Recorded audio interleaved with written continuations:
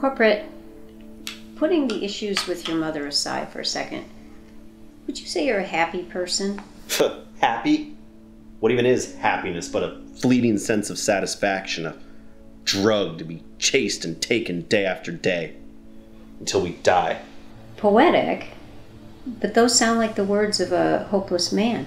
Yeah, well, have you seen my quota? No. Tell me more about that. Yeah, some asshole in sales ops thought it'd be a good idea to raise quota, just because you made a shitty little spreadsheet. So how close to quota are you right now? 69%. Isn't that your favorite number? I mean, yeah, it's tight, but like, it's not gonna get you to Prez Club. In your honest opinion, are you doing everything you can to be successful? Jesus Christ, you sound like my manager. What, do you want to see my activity metrics? Why don't you just prescribe me some Valium or Xannies or some shit? Well, instead of recklessly prescribing you some medications that you are undoubtedly already buying legally from your coworkers, I have another suggestion. Yeah? And what's that? Well, how about you stop being a little bitch?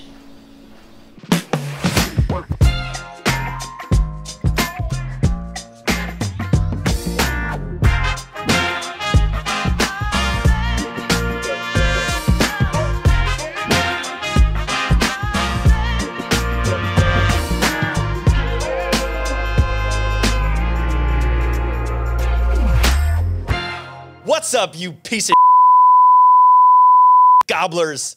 It's your boy, Corporate Bro. Welcome to Unsubscribe episode 4. Today we are talking about psychology, not to be confused with psychiatry, which is what you witnessed in the previous sketch. Psychology and sales go together like America and obesity. So today we're going to talk about the psychology of surviving in sales. You know, like mental health, blah, blah, blah, blah, all that stuff isn't even real. No one knows. But also the psychology of persuasion. I'm going to teach you a few things. That's right, folks. You gonna learn today. All right. So let's just dive in. Hold up. Your boy's got some voicemails. Everybody shut up, okay? I never get these. Let's roll the first one. You have 3 new messages. First message. Quit fucking calling, you motherfuckers. Nobody fucking asked you to call me, you cocksuckers. So quit fucking calling, motherfuckers. I got him right where I want him, so I'm not worried about that one. And everything's different, and it sucks.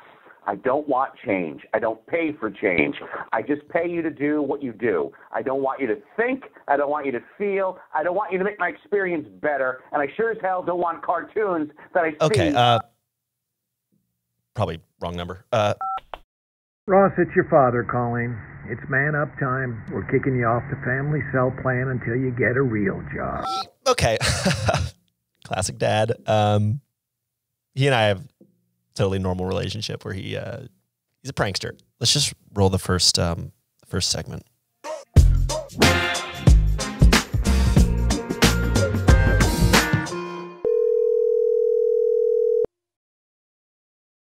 Hello. Hey, I'm looking for Boyd. This is he. Hey, Boyd, how you doing? I'm good. Nice. Hey, I'm Tim. I'm calling from. Have you ever heard of before? No, I hadn't. All right. So, really, what we are, we're a Google-funded farming management system. Yeah. What do I do to get my name off? I think that I punch 9. Is that right? And it takes me off. I'm not sure. I'm trying to get off your call list. Oh, okay. You can punch 9 and it comes off.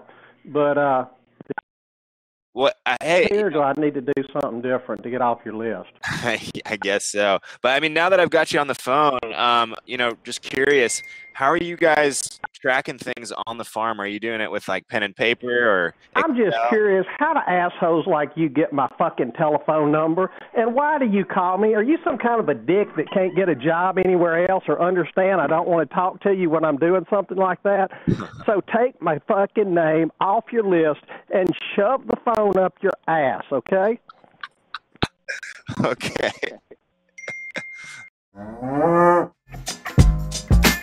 Let's jump into the mind of an expert, someone who lives the role day in and day out, someone who has mastered handling rejection. Today we have Morgan J. Ingram, Director of Sales Execution and Evolution at JB Sales, founder of the SDR Chronicles, and one of the top sales voices on LinkedIn. Thanks for joining us. Happy to be here, man. Excited. So, mental health. I've been hearing a lot about this term lately, mostly from my therapist. Debated in some circles as to its legitimacy, but I wanted to ask you, Morgan, is mental health a thing? It's real. It's real. It's real. Would you say 100%. sales is good for your mental health? Well, that's up to debate for everyone, right?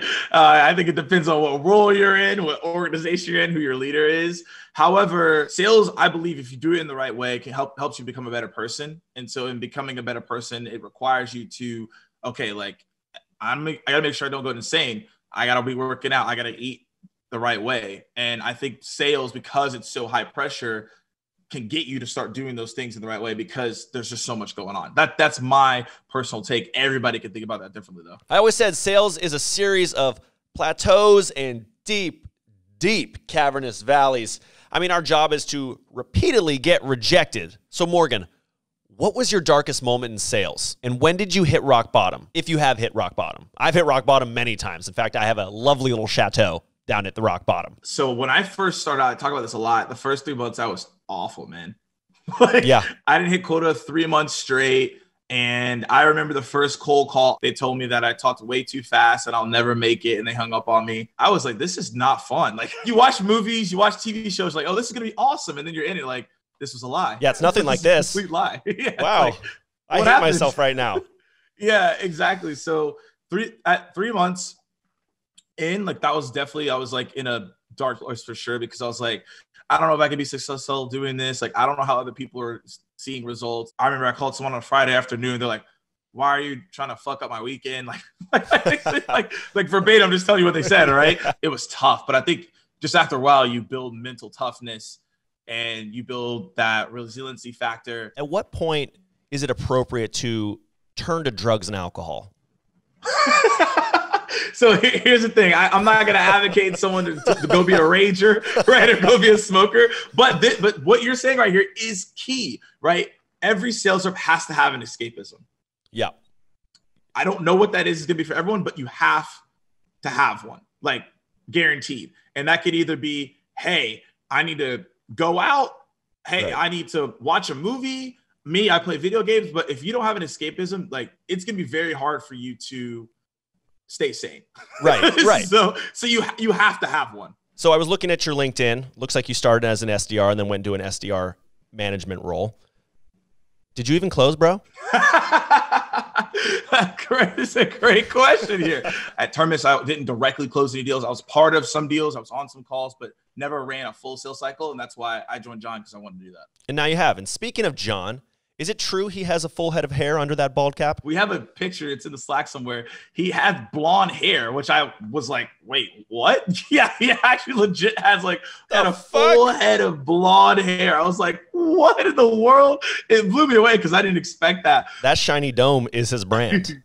So Morgan, for everyone out there who wants to learn more from you, what's the project you're working on right now, and where can people find you and talk more sales?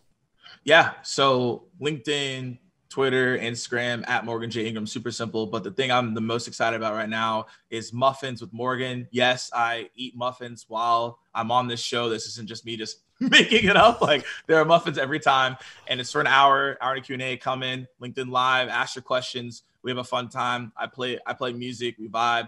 So come on down. Thank you so much for joining us here on Unsubscribe. Yeah, man. Thanks for having me.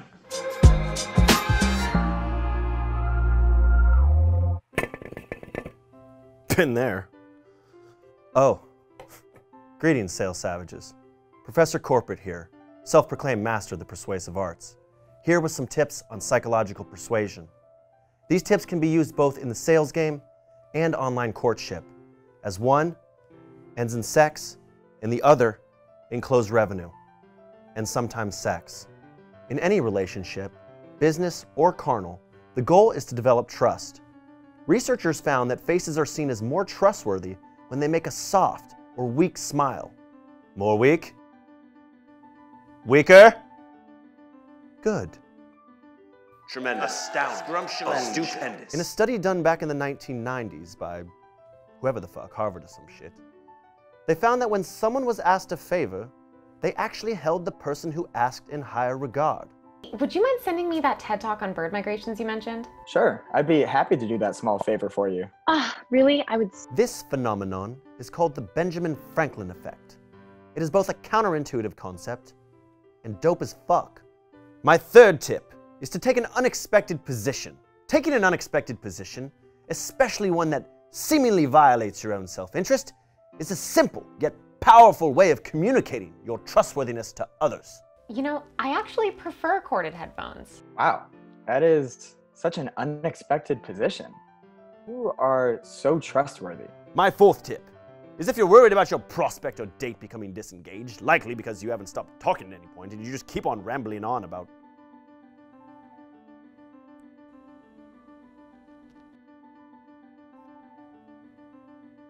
a long pause. You see, I got you. So, the best way to re-engage your audience is a long, pregnant pause. Fifth, let your prospect feel like their opinion matters. So value their perspective, even if it is complete hogwash. That is so smart. I will totally try watering my plants with green tea. So they love the caffeine, huh? Yeah, they do. You know, it's funny, no one ever values my perspective like this. And finally, people love nothing more than their own ideas. So incept them with some of your own, which they can then take credit for. You know, speaking of caffeine, I heard about this cafe that has a great social distancing setup. You know, I would like to meet in person before making this official. What if we go there? That is a great idea you just had. Let's do it. And one last bonus tip. Go for the close and get concrete next steps. How about Saturday at 1 p.m.? I can bring the contract for you to sign. I was just going to say that. This software is going to be such a game changer. You see? Now go close more business and more sex, which is the same for me. Ha-ha! Sex and business. Carnal and business. 69. See you next time. So that's it for today, folks. Hopefully you all got a little learnt up, which is like turned up, but you learn something or whatever. But as it goes in life, sales can be a series of vicious emotional roller coasters. But that's okay, because you are now prepared. You know the mantra, sales are dope. Never, ever stop selling. Now, since we spent much of this season having me roast you, I thought it'd be a little fun. Change it up a bit. Have you guys roast me. So in the season finale, episode 6 of Unsubscribe, we are going to do the roast of corporate bro. So hit me with your best shot. I'm an alto. That's why that sounded so good. All right? I want you to pull out all the stops. I want you to say the most hurtful, fucked up shit you can think of and leave it in the comments below. YouTube's probably going to flag it as an inappropriate comment. I hope it does, because I'm going to prove it. I'm going to let it sit there, and it just might be featured in episode 6. See you all next time. Oh, folks, we got another one. Let's peep it. Good afternoon, corporate. This is Dr. Zamora, and I'm following up on our session. And yeah, guys, this is not for the viewers. Can we, your unique set of issues, can we mute this? I can no longer be your doctor. Doctor patient. Namely, sociopathy, narcissism, quotophobia, intolerance, and not of the gluten type, just in general, psychopathy, apatnophilia, bitch-assness, the list goes on. I really do believe that if you spend some time investing in yourself, you will find a way out of this eternal darkness, to use your words. I've had patients who've been in similar situations, though definitely not as fucked up as you. I want to reiterate that. Anyway, good luck. In about a week, you'll receive a $500 invoice for this voicemail because your insurance doesn't cover this. So good luck. I'm rooting for you, and may God have mercy on your soul.